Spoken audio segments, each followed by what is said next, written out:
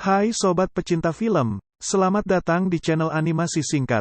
Channel ini membahas spoiler seputar animasi yang bisa menghibur kalian semua. Pada video ini akan saya bahas spoiler sebuah film animasi buatan Amerika pada tahun 2006 yang berjudul Kubo and the Two Strings. Film ini menceritakan seorang anak bernama Kubo yang hanya memiliki satu mata saja karena matanya pernah diambil oleh kakeknya, yaitu si Raja Bulan. Untuk menyelamatkan matanya yang tersisa satu saja, ia berpetualang mencari 3 benda pusaka perang supaya bisa mengalahkan sang Raja Bulan tersebut. Penasaran kelanjutan kisahnya? Mari kita bahas filmnya sampai habis. Tapi sebelum itu bagi kalian yang baru melihat channel ini, silakan subscribe dan aktifkan loncengnya agar mendapatkan notifikasi setiap kali ada updatean terbaru dari saya. Jangan lupa juga untuk klik like dan share ke teman-teman kalian agar mereka juga dapat menikmati video ini. Tanpa banyak basa-basi lagi, mari kita bahas filmnya kuy. Cerita bermula ketika terlihat seorang wanita yang menggendong tas dengan lambang kumbang yang sedang mengarungi lautan dengan perahu kecilnya. Wanita ini terlihat cemas ketika ia dihadang oleh ombak yang sangat besar. Dengan cepat, wanita itu pun memetik gitar ajaibnya dan berhasil membelah ombak yang ada di depannya. Namun dari belakang, tampak ombak yang lebih besar lagi menghantamnya hingga ia terdampar di sebuah pulau. Wanita yang tak sadarkan diri itu, kemudian terbangun ketika mendengar anaknya menangis. Ternyata di dalam tas dengan lambang kumbang tersebut, berisi anak dari wanita itu yang bernama Kubo. Beberapa tahun setelah kejadian itu, Kubo hidup bersama ibunya yang pendiam bernama Sariatu di dalam sebuah gua. Kubo sangat menyayangi ibunya, hingga ia rela mengurus sang ibu di masa kecilnya itu. Kubo juga sangat terampil membuat kerajinan kertas origami untuk menghibur ibunya, serta menjadi mata pencariannya. Beberapa saat kemudian, Kubo terlihat mengambil peralatan dan karya origaminya lalu pergi ke sebuah desa. Ternyata, di desa inilah Kubo menampilkan sebuah pertunjukan kepada warga dengan menceritakan sebuah kisah seorang samurai malang bernama Hanzo yang hidup sebatang kara karena keluarganya telah dibunuh oleh Raja Bulan. Samurai itu berpetualang mencari 3 pusaka ajaib untuk mengalahkan Raja Bulan, yaitu pedang emas, baju perang emas dan helm perang emas. Warga yang melihat pertunjukan itu sangat terhibur dan menikmatinya. Namun Kubo teringat pesan ibunya untuk segera pulang sebelum matahari terbenam, dan ia pun pergi dari desa tersebut. Saat selesai makan malam, ibunya mengatakan bahwa cerita mengenai samurai tersebut merupakan kejadian yang nyata. Hanzo adalah ayah kandung Kubo yang meninggal saat ia melindungi Kubo dari kejaran Raja Bulan dan saudari ibunya yang telah merenggut salah satu mata Kubo. Sariatu juga menasihati agar Kubo tidak keluar di malam hari atau akibatnya ia akan diculik oleh kakeknya si Raja Bulan dan bibinya yang telah mengambil satu lagi matanya. Beberapa saat kemudian saat mereka tidur, tiba-tiba kertas origami beterbangan dengan sendirinya. Kubo yang terbangun, kaget melihat hal itu dan segera membangunkan ibunya. Ternyata, karena Sariatulah yang mengigau dan mengakibatkan kertas-kertas beterbangan. Pagi harinya, Kubo pergi lagi ke desa untuk melakukan pertunjukan kertas origami seperti biasanya. Namun tak ia sangka, di desa ada sebuah festival untuk mengenang arwah para leluhur. Nenek pengemis teman Kubo mengatakan bahwa di malam festival nanti akan ramai sekali karena penuh dengan kembang api dan bisa berkomunikasi dengan arwah leluhur. Namun sayangnya, Kubo tak diperbolehkan untuk keluar malam oleh ibunya. Sang nenek pun menyarankan Kubo untuk membuat sebuah lentera dan pergi ke pemakaman di sore hari untuk berkomunikasi dengan arwah orang yang disayangi dan Kubo pun melakukan hal tersebut. Setelah berada di pemakaman, Kubo melihat ada banyak orang yang membawa lentera dan berkomunikasi dengan arwah orang yang mereka sayangi. Kubo pun menaruh lenteranya di atas sebuah batu dan berdoa serta bercerita tentang dirinya dan ibunya. Ia berharap agar mendiang ayahnya dapat menjawabnya. Kubo nampaknya iri melihat lentera orang lain menyala yang menandakan ada respon dari arwah leluhur. Namun hingga matahari hampir terbenam, lentera miliknya pun tak kunjung menyala dan memutuskan untuk pulang. Namun belum sampai ke gua, malam hari sudah tiba dan suara aneh memanggilnya bahkan melihat sosok aneh di seberang sungai yang ternyata itu adalah saudari ibunya yang selama ini mengincar matanya. Kemudian 2 wanita itu mengejarnya dan mengeluarkan asap hitam. Kubo yang berlari ke desa yang sedang diadakan festival, masih saja dikejar oleh kedua wanita itu bahkan menyerang warga di sana. Saat Kubo dan warga melarikan diri, tiba-tiba Kubo terjatuh dan seketika ibunya datang menyelamatkannya dari wanita yang mengejarnya. Sariatu menggunakan sisa kekuatannya untuk menyelamatkan Kubo dari kejaran saudarinya. Beberapa saat kemudian, Kubo yang terbangun melihat seekor monyet putih yang mengatakan bahwa Kubo mendarat di tempat yang entah di mana dan ibunya telah mati terbunuh oleh dua wanita tadi serta desa yang sering ia datangi telah hancur. Monyet itu juga mengatakan kalau dua wanita jahat itu masih terus mencari Kubo untuk mengambil matanya. Monyet itu pun mengajak Kubo mencari tempat berlindung sebelum malam tiba. Kubo yang masih kebingungan hanya bisa menuruti si monyet dan berlari melintasi salju. Singkat cerita sampailah mereka di dekat sebuah bangkai paus. Monyet itu menyarankan Kubo berlindung di dalam bangkai paus itu. Di dalam bangkai itu, monyet membuat makan malam untuk mereka berdua. Kubo yang penasaran, bertanya pada monyet itu bahwa siapa dia sebenarnya. Ternyata monyet itu adalah sebuah jimat yang dihidupkan dari sisa-sisa kekuatan sihir Sariatu untuk melindungi Kubo. Monyet itu menasihati Kubo untuk kuat karena saat ini ia dikejar oleh kakek dan kedua bibinya. Yang harus Kubo lakukan saat ini adalah mencari 3 benda pusaka untuk melindungi Kubo dari kejaran kakek dan bibinya. Kemudian Kubo memperlihatkan beberapa helai rambut ibunya yang tak sengaja tertarik saat terakhir kali sebelum meninggalkan ibunya. Lalu si monyet membuat sebuah gelang dari rambut itu untuk Kubo. Esok paginya Kubo dibangunkan oleh si monyet dan berkata bahwa Kubo mengigau dan memanggil nama ayahnya sampai-sampai origaminya bergerak sendiri membentuk samurai dengan sendirinya. Kubo memberi nama samurai ini dengan nama ayahnya, yaitu Hanzo. Samurai origami ini memberikan petunjuk arah kepada Kubo untuk menemukan 3 benda pusaka yang dicarinya dan mereka pun memulai perjalanannya dengan dipandu oleh origami samurai itu.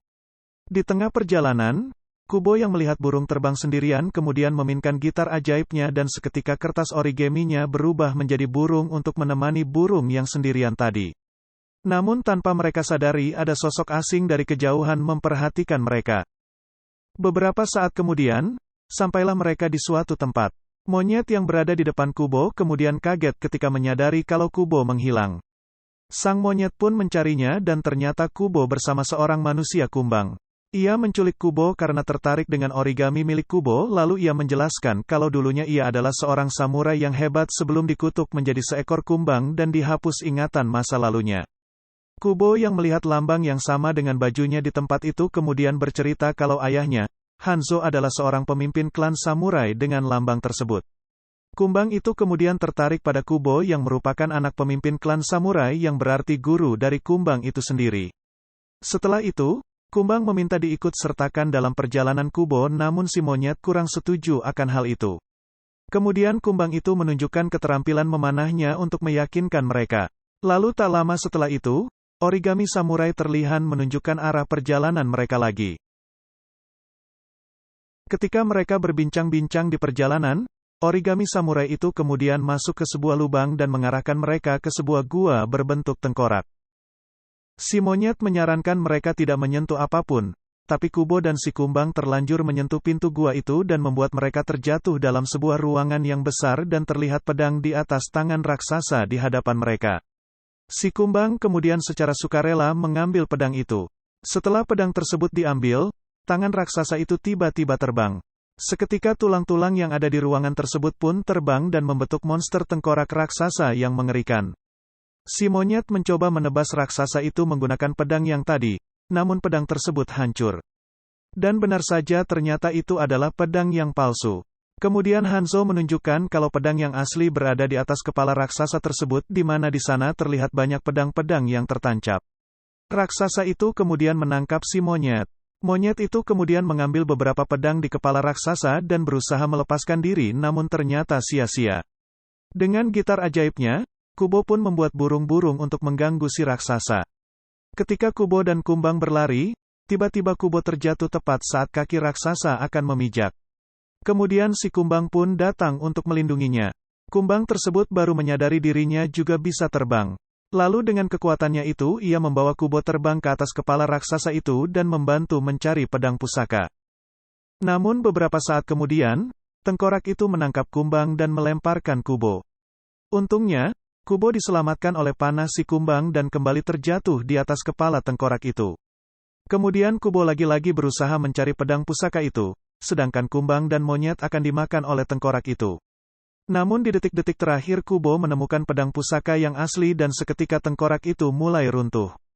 Lalu si Kumbang terbang menyelamatkan teman-temannya itu dan terbang keluar gua itu mengarah pantai. Di pinggir pantai, Kumbang dan monyet terus saja berdebat karena mereka harus menyeberangi laut tersebut. Lalu Kubo memainkan gitarnya dan seketika daun serta ranting-ranting beterbangan membentuk sebuah kapal. Mereka kemudian menaiki kapal tersebut, di sana juga Kumbang mengajari Kubo untuk memanah. Sedangkan monyet membuat pancingan untuk menangkap ikan kemudian mereka makan bersama sambil sedikit bercerita tentang masa lalu Kubo dan orang tuanya. Cerita mereka itu usai karena dihadang badai, dan mereka kaget karena melihat pusaka kedua di dalam air.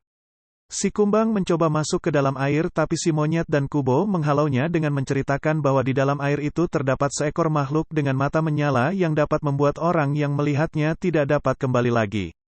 Kumbang yang mendengarnya tidak terpengaruh dan tetap masuk ke dalam air untuk mengambil pusaka kedua. Di lain tempat, bibinya Kubo yang menemukan jejak, kembali melanjutkan pengejarannya. Gelombang yang tinggi cukup mengganggu kapal tersebut. Kubo yang khawatir mengatakan bahwa si Kumbang pasti sedang dalam kesulitan. Kubo kemudian juga masuk ke dalam air. Ketika monyet juga ingin ikut, tiba-tiba ia ditarik oleh bibinya Kubo. Kubo yang ada di dalam air menemukan baju pusaka namun tiba-tiba di belakangnya muncul monster dengan mata yang besar menatap dirinya dan membuat Kubo hampir tak sadarkan diri. Sedangkan di atas kapal, monyet bertarung dengan bibi Kubo dan tiba-tiba Kumbang datang membantunya. Dengan bantuan Kumbang, wanita itu berhasil ditangkap dan si Kumbang kembali masuk ke dalam air untuk menyelamatkan Kubo dengan panahnya kemudian membawanya naik ke atas kapal.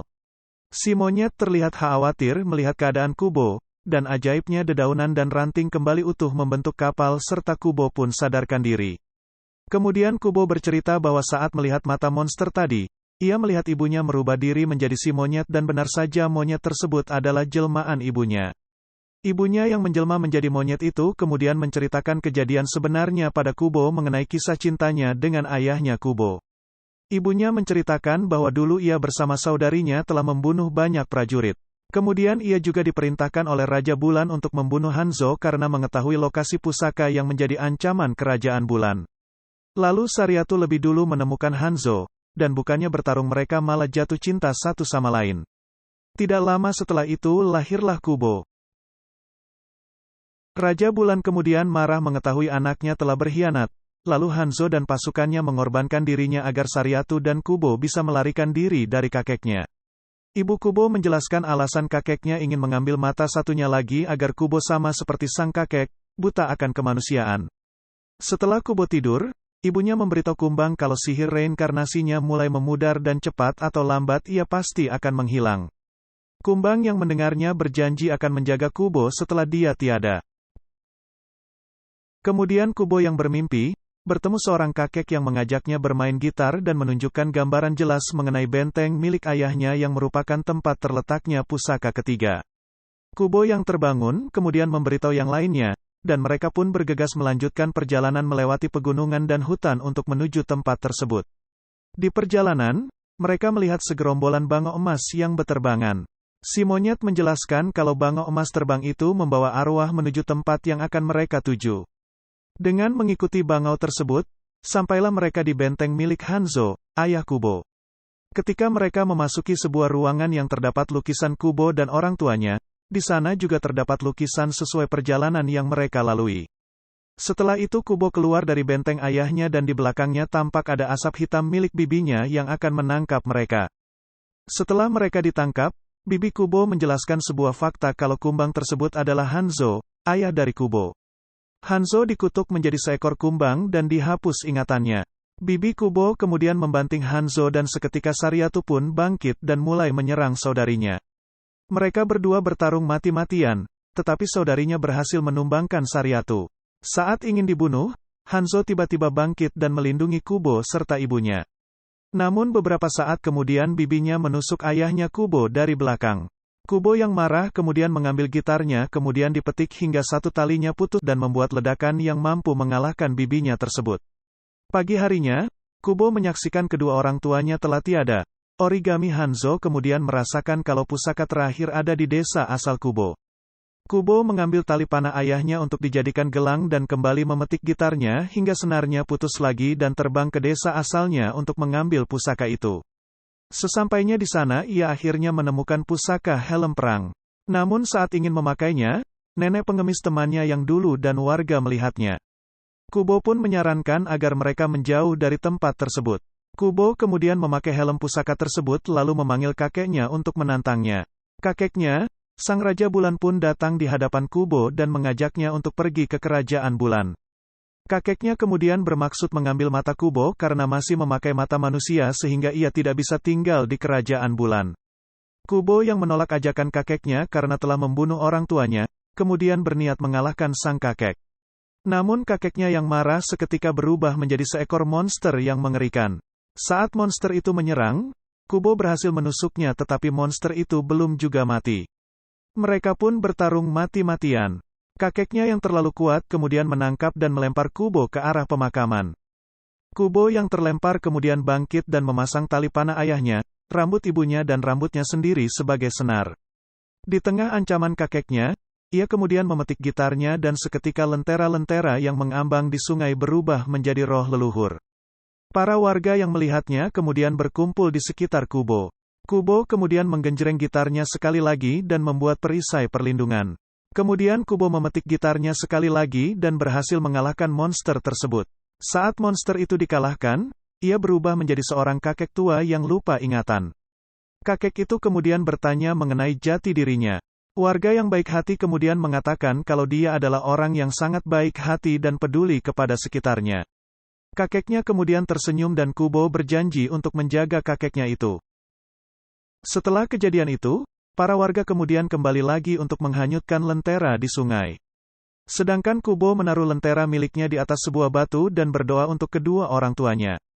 Seketika arwah kedua orang tuanya pun muncul dan menemani Kubo untuk menghanyutkan lenteranya di sungai dan film pun berakhir. Begitulah seluruh alur cerita Kubo and the Two Strings. Selain ceritanya yang seru, kita juga bisa mengambil beberapa pelajaran dalam kisah ini seperti Kubo yang tak mengeluh walaupun memiliki satu mata, bahkan ia menjadi pahlawan dalam cerita ini. Dan terima kasih telah menonton video ini sampai akhir. Jangan lupa subscribe dan aktifkan loncengnya. Klik like dan share ke teman kalian juga ya. Untuk cara menonton film fullnya, silakan klik link yang ada di deskripsi. Jika kalian punya saran animasi untuk saya bahas spoilernya, silakan tulis di kolom komentar. Dan sampai jumpa di animasi singkat berikutnya.